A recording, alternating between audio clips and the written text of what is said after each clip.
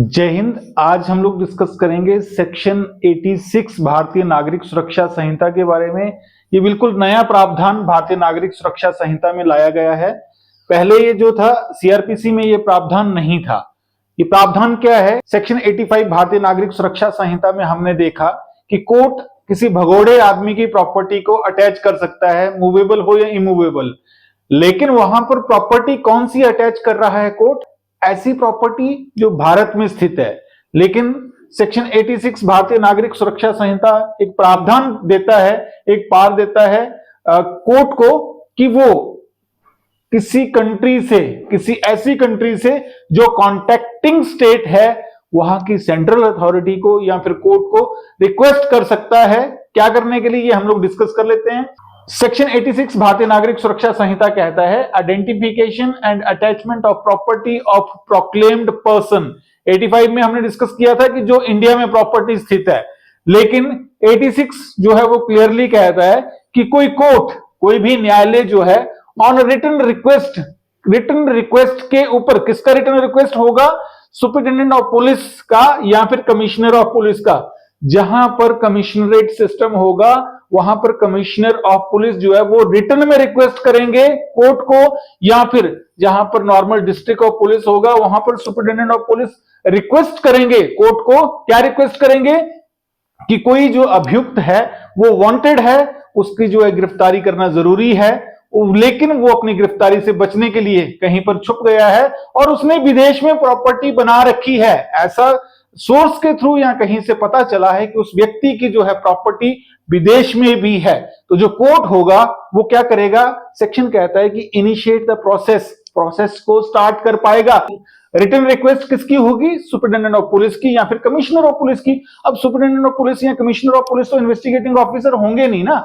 जो investigating officer होगा वो अपने सुपरिटेंडेंट ऑफ पुलिस को या फिर कमिश्नर ऑफ पुलिस को लिखेगा कि जो हमारे केस में एक्यूज्ड है उसकी जो प्रॉपर्टी है वो विदेश में बनी हुई है, उसने विदेश में जो है प्रॉपर्टी बनाई हुई है, उसकी आइडेंटिफिकेशन करना जरूरी है, उसके बारे में तथ्य जुटाना जरूरी है कि वो प्रॉपर्टी कहां पर है, और अगर पता चल जाए तो उसकी फॉरफीचर करना जो है वो जरूरी है। तो कोर्ट क्या करेंगे?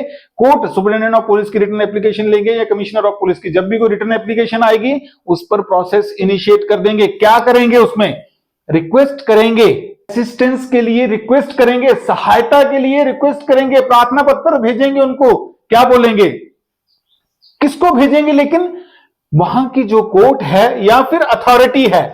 सपोज कर लीजिए जो एक्यूज्ड है वो दुबई में है, उसकी प्रॉपर्टी दुबई में है, हमें पता चला कि उसकी प्रॉपर्टी जो है वो दुबई में है। अब जो इन्वेस्टिगेटिंग ऑफिसर होगा वो सुपरिटेंडेंट ऑफ पुलिस को बताएगा अपने, या फिर कमिश्नर ऑफ पुलिस को बताएगा कि हमारा जो एक्यूज्ड है उसने प्रॉपर्टी बनाई हुई है दुबई में और वो भागा हुआ है, अपने आप को छुपा रहा है, नहीं आ रहा, इन्वेस्टिगेशन उसने ज्वाइन नहीं करा, एनबीडब्ल्यू उसके खिलाफ जारी हुआ था, सेक्शन 84 बीएनएसएस में पीओ प्रोसीडिंग भी उसके खिलाफ हो गई है। लेकिन 85 में उसका प्रॉपर्टी अटैचमेंट नहीं हो पाया क्योंकि इंडिया में उसका प्रॉपर्टी नहीं है। उसको पता चला कि फॉरेन में उसका प्रॉपर्टी है, तो वो कोर्ट अपने सुपरिटेंडेंट ऑफ पुलिस को एप्लीकेशन लगाएंगे। सुपरिटेंडेंट ऑफ पुलिस उसमें जो है एप्लीकेशन लगा के कोर्ट में फाइल करेंगे। कोर्ट आगे उसमें जो है रिक्वेस्ट करेंगे। किसको रिक्वेस्ट करेंगे? कॉन्टेक्टिंग स्टेट को रिक्वेस्ट करेंगे कि ऐसे ऐसे हमारा जो अभियुक्त है वो भागा हुआ है, ऐसा पता चला है कि उसने जो है दुबई में या फिर उस कंट्री में जो है प्रॉपर्टी बना के रखी है। आपसे अनुरोध है कि उस प्रॉपर्टी की आइडेंटिफिकेशन की जाए, उसके बारे में पता लगाया जाए कि उसने वहां पर प्रॉपर्टी बनाई है या नहीं बनाई।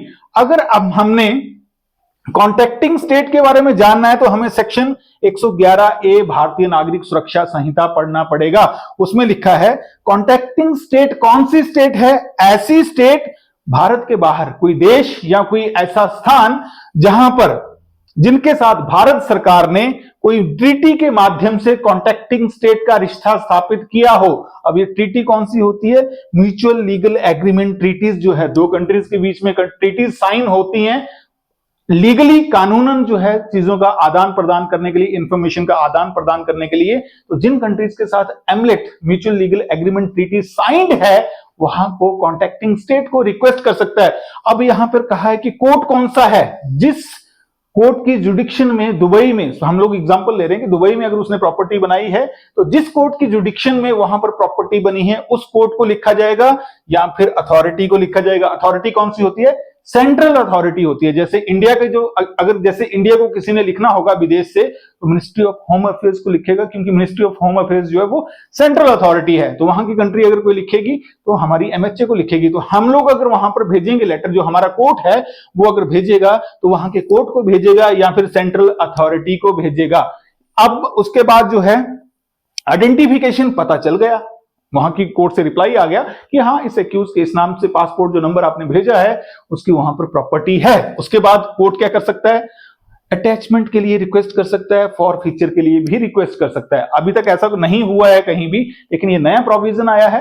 ऐसा प्रावधान अब धीरे धीरे इन्वेस्टिगेशन में आएंगे। पुलिस ऑफिसर्स जो है ऐसे लोगों की प्रॉपर्टीज को अटैच करने के लिए कोर्ट में एप्लीकेशन फाइल करेंगे जो विदेशों में बैठे हैं, नहीं आ रहे हैं, इन्वेस्टिगेशन ज्वाइन नहीं कर रहे हैं, उनकी प्रॉपर्टी उन्होंने विदेश में बना के रखी है, तो उसको अटैच करने के लिए, उसको फॉरफिट करने के लिए जो है वो प्रावधान जो है बीएनएसएस में लाया गया है। अब मैं ये कहूं कि कॉन्टेक्टिंग स्टेट को हम लोग कॉरेस्पॉन्डेंस कैसे कर सकते हैं, म्यूचुअल लीगल एग्रीमेंट के थ्रू पहले भी कॉन्टेक्ट होता था, भेजते थे।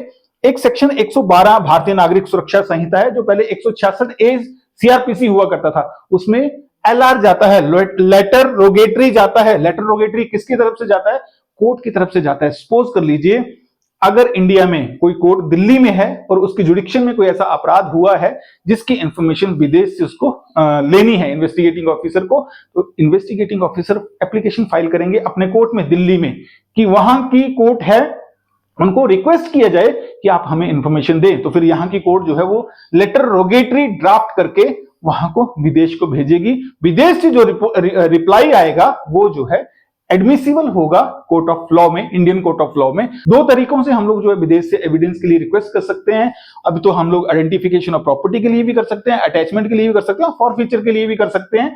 ये है प्रोविजन जो कहां है, ये प्रोविजन है चैप्टर 8 भारतीय नागरिक सुरक्षा संहिता में। चैप्टर 8 में वो भी हमें रिक्वेस्ट कर सकते हैं, विदेश की कंट्रीज भी हमें रिक्वेस्ट कर सकती हैं, हम भी उन कंट्रीज को जो है वो रिक्वेस्ट कर सकते हैं। रिक्वेस्ट कैसे होती है, म्यूचुअल लीगल एग्रीमेंट ट्रीटी के थ्रू होती है और साथ में लेटर रोगेटरी के थ्रू होती है। और ये म्यूचुअल लीगल एग्रीमेंट ट्रीटी जो जाती है वो मिनिस्ट्री ऑफ होम अफेयर्स की तरफ से ही जाती है, लेकिन जो लेटर रोगेटरी है वो कोर्ट की तरफ से जाती है। रिक्वेस्ट दूसरी कंट्री को किया जा सकता है। तो हमने कॉन्टेक्टिंग स्टेट जो है वो डिस्कस किया, वो कौन सी है, जिसके साथ हमारी जो ट्रीटी हो रखी है। और उसके बाद जो है सेक्शन 111A बीएनएसएस में इसको डिफाइन भी किया हुआ है। तो सेक्शन 86 भारतीय नागरिक सुरक्षा संहिता बड़ा जबरदस्त जो कॉन्सेप्ट है वो लेकर आई है ऐसे लोगों के विरुद्ध जो विदेश में बैठे हैं, जिन्होंने विदेश में प्रॉपर्टी बना ली है। लेकिन पहले क्या होता था, लिमिटेशंस थी, हम लोग जो है वो कर नहीं पाते थे, एक्यूज का जो है कुछ नहीं बिगाड़ पाते थे। जो उसकी प्रॉपर्टी विदेश में पता होता था कि उसकी प्रॉपर्टी वहां पर है लेकिन कर नहीं सकते। लेकिन अब क्या कर सकेगी पुलिस, आइडेंटिफिकेशन के लिए कोर्ट से जो है एप्लीकेशन, कोर्ट को एप्लीकेशन भेजेंगे कि आप आइडेंटिफाई करने के लिए वहां पर रिक्वेस्ट भेजिए। जैसे ही आइडेंटिफिकेशन होगी, अटैचमेंट या फॉरफीचर के लिए भी जो है लेटर लगाया जा सकता है। कोर्ट की तरफ से जो है उसमें प्रक्रिया पूरी की जा सकती है। तो ये था सेक्शन 86 भारतीय नागरिक सुरक्षा संहिता। ऐसे ही हमारे साथ जुड़े रहिए। मिलते हैं हमारे अगले वीडियो में। चैनल को सब्सक्राइब जरूर कीजिएगा। जय हिंद, जय भारत।